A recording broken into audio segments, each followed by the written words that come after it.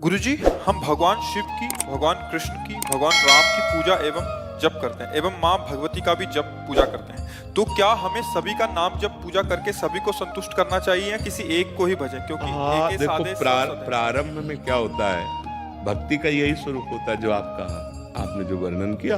प्रारंभ में सबकी भक्ति का स्वरूप यही होता है। जब हम कक्षा 5 में पढ़ते थे तो शिव चालीसा, दुर्गा चालीसा, हनुमान चालीसा, ये सब एकत्रित कर, क्योंकि हमारा प्रारंभिक जो भक्ति का कदम होता है वो इसी तरह से चलता है। जो जो हमारे प्रियता में भगवान के नाम रूप आते गए, उनकी आराधना करते गए। इसके बाद चयन होता है गुरु का।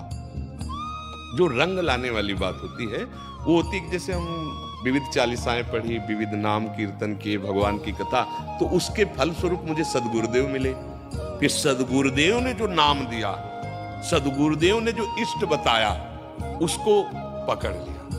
अब हम आराधना सबकी करते हैं, लेकिन प्यार सदगुरुदेव के बताए हुए नाम और उपास्य देव पर है। जैसे एक पतिव्रता पत्नी अपने देवर, ननंद, सास ससुर सबकी सेवा करती है, पर पति के लिए, क्योंकि वो पति के सब हैं, उसका पर्सनल प्यार किसी से नहीं है, पर्सनल प्यार अपने पति से है। अब ये आ गया रंग प्रेम का, समझ रहे ना?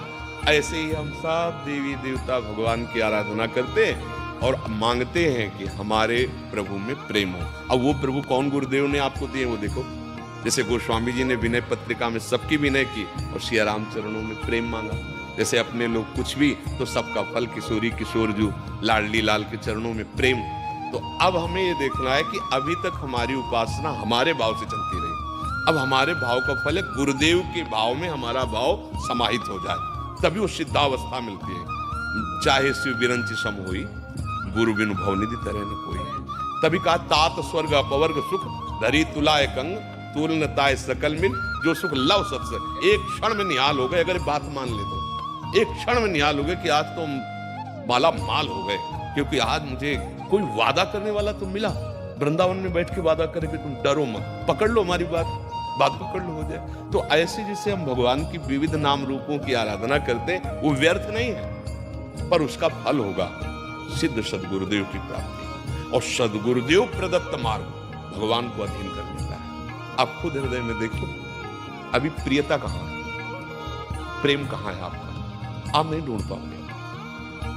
शरीर में भी प्रेम है, परिवार में भी प्रेम है, भगवान के विविध नाम रूपों में भी है, तो अभी वो प्रेम नहीं हुआ। जब सबकी ममता ताग बटोरी, मम पद मनहि बांध, वो काम गुरुदेव करते हैं। तो भगवान से प्रार्थना करो कि आपसे बड़ा कोई गुरुदेव है नहीं, आप कृपा करके मुझे आदेश अंदर से करो कि मैं आपके किस नाम रूप में आसक्त हो जाऊं।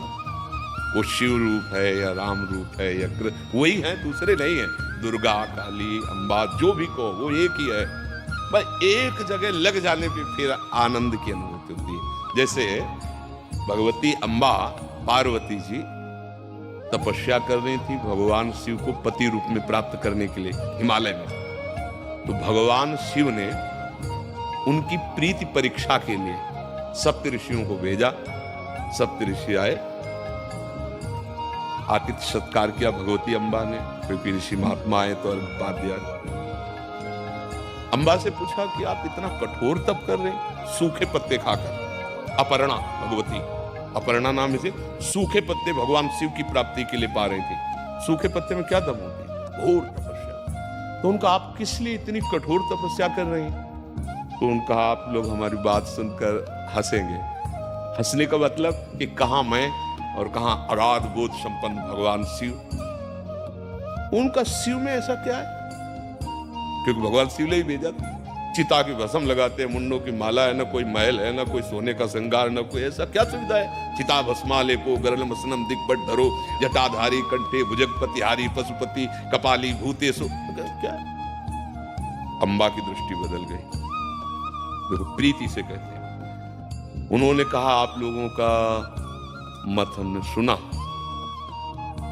सप्तऋषियों ने कहा देखो, आपको नाराज होने की जरूरत नहीं, तपस्या करने की जरूरत, आपको दूल्हा दिला देते वैकुंठ नाम।